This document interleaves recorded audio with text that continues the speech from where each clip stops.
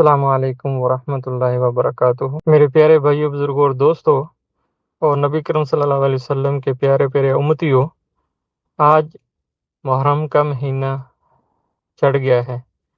آج محرم کی پہلی تاریخ ہے اور مسلمانوں کا نیا سال بھی جو ہجری سے شروع ہوتا ہے اس کا بھی آج پہلا دن ہے۔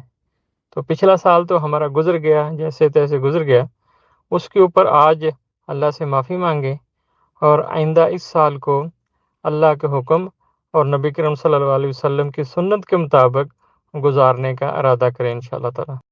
باقی ہم مولوی لوگ اس سوشل میڈیا کا حصہ نہیں بننا چاہتے تھے، لیکن ہمیں مجبوری میں اس سوشل میڈیا پہ آنا پڑ رہا ہے، کیونکہ یہ جو غیر ہیں، ہماری نسل ان کے ہاتھوں چڑھ چکی ہے۔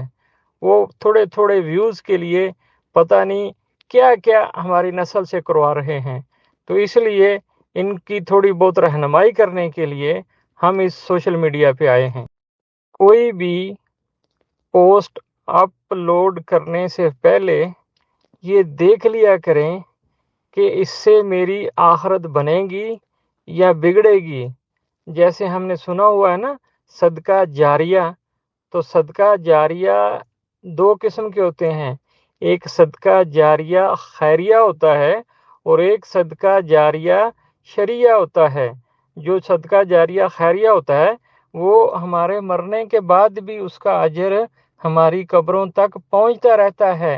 جیسے ہم نے کسی قرآن کی آیت اپلوڈ کر دی، وہ جتنے لوگ سنتے رہیں گے قیامت تک اس کا اجر ہمیں ملتا رہے گا۔